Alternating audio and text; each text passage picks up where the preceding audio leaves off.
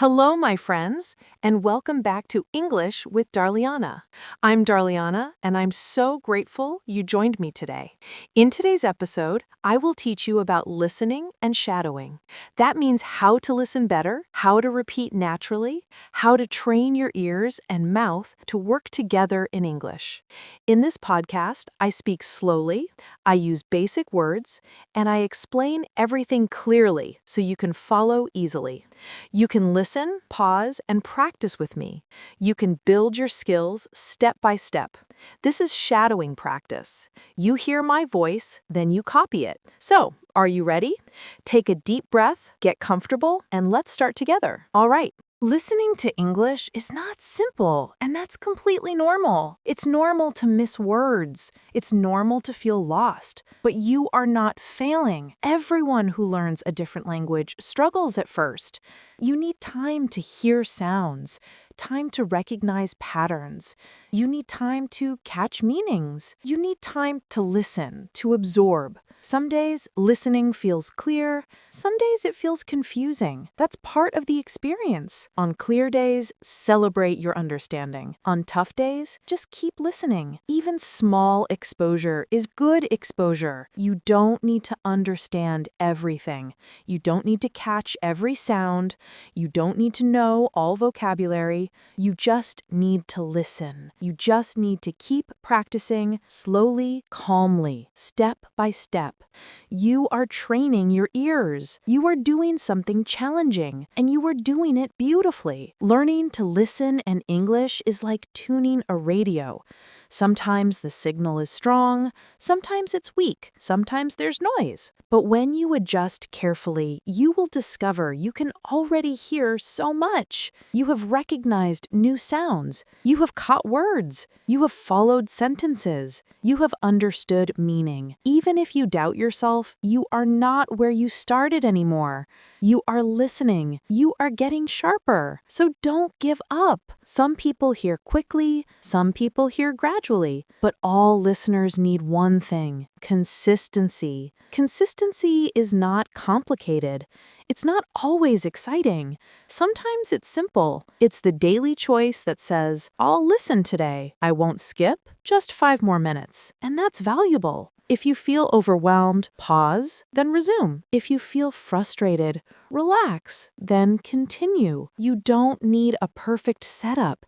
You just need to show up again and again. So ask yourself, why do I want to understand English? Maybe it's for communication. Maybe it's to watch shows. Maybe it's just because it interests you. Your purpose is meaningful. Your purpose is valuable. Your purpose will help you stay consistent. Remember, every day you listen to English, you are building strength. Even if it's just 3 minutes, even if it's just background sound, even if it's just attempting, you are developing. You are becoming stronger. And you should feel good about yourself. You are doing something many people avoid doing. You are training your listening skills. You are unlocking a connection to the world. And that takes dedication. So stay consistent, stay curious, stay gentle with yourself. You don't need to be quick. You don't need to be flawless. You just need to practice. So, how to improve listening when you feel stuck? Let's be realistic. Some days you hear nothing. You replay sentences. You feel confused. You think, I can't understand English. And that's okay. It's normal to struggle sometimes. It's normal to feel blocked. Your ears need training too. But you can improve even on frustrating days. Here are a few strategies. Tip number 1, start really short. You don't need to listen for 30 minutes. You don't need to finish a whole lesson. Just play one short audio. Listen to English for 2 minutes. Hear one simple conversation. Repeat one phrase out loud.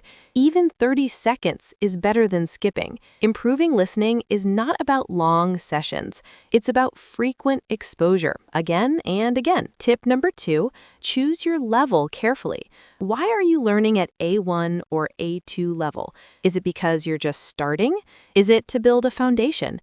Is it to understand basic conversations clearly? Is it just to gain confidence? On the difficult days, match your content to your level carefully. Pick beginner materials. Use slow English resources. Keep it appropriate. Your level is your guide. It protects you when you feel overwhelmed. Tip number 3, make it accessible. Don't wait for perfect conditions. Don't wait for quiet spaces or full concentration or the right headphones.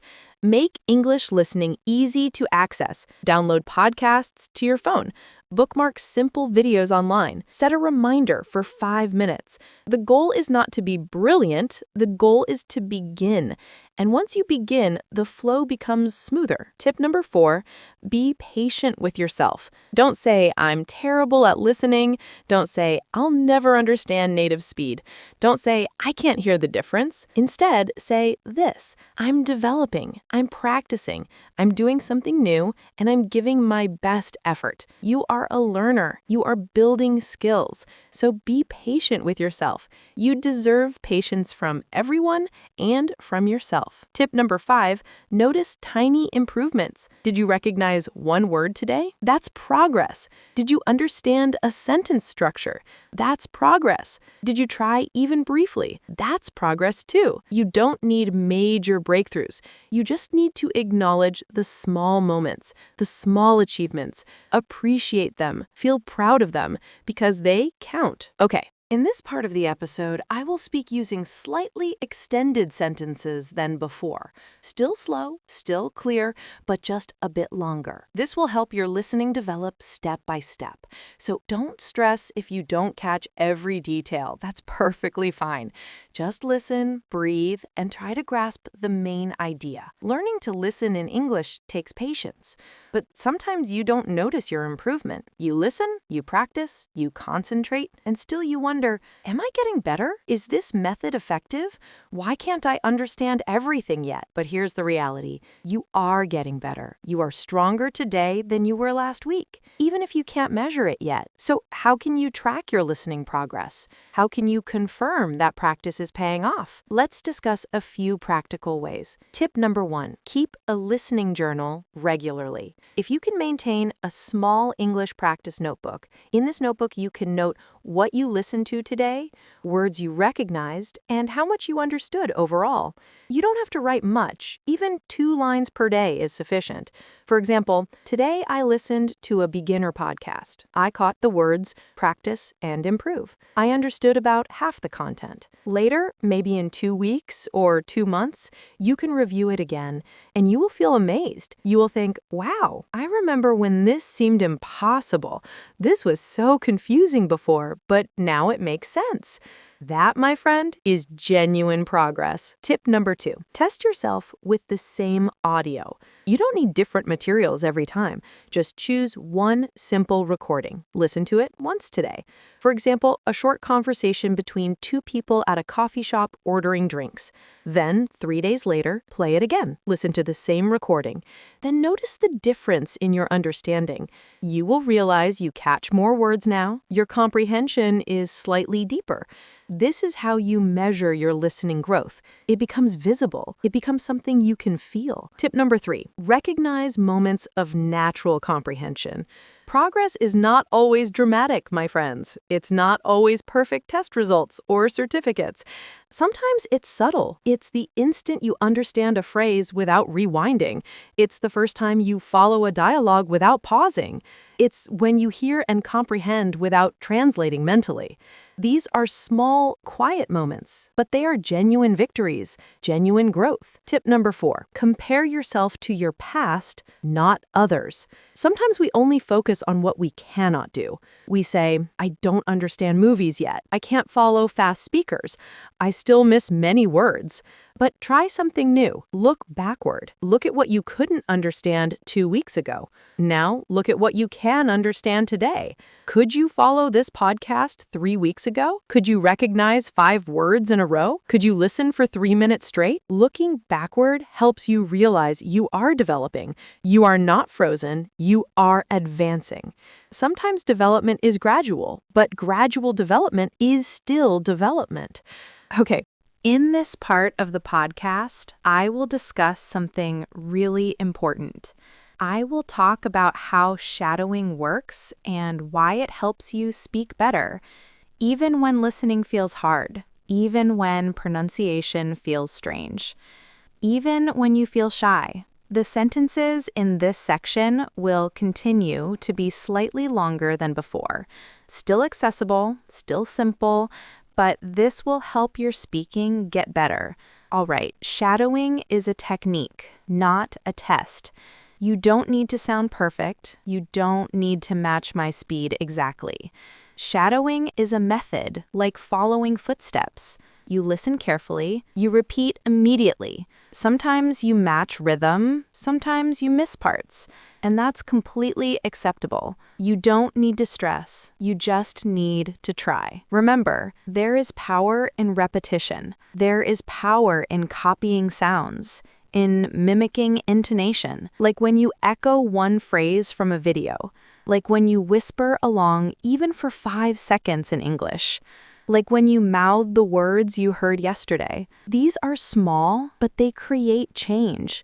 You don't need a teacher to tell you you're improving. You can hear it in your own voice. Now, many learners feel embarrassed about shadowing. They say, Darliana, I sound silly when I repeat, or I feel awkward because my accent is not good. But listen closely, my friend. Shadowing is not about sounding native. In fact, shadowing is how you develop your own voice. When a child learns to speak, it repeats sounds many times. But nobody says, stop trying. We encourage and say it again. And that's how the child learns language. You are doing the same, just with English. You are speaking, you are experimenting, you are learning. So if you mispronounce a sound, it's fine. If you stumble over words, it's fine. If someone hears you practicing, it's totally fine. That means you are engaged. No one speaks smoothly all the time. Even fluent speakers hesitate sometimes, so please don't feel embarrassed. Repeat anyway, shadow anyway, practice anyway. You just need to be consistent. You don't always need to shadow seriously. You can make shadowing enjoyable. You can repeat lines from your favorite songs. You can echo short dialogues from videos. You can talk along with podcasts like this one. You can shadow something entertaining, not just formal lessons. Shadowing can be a natural part of your routine. It can feel like fun, not homework.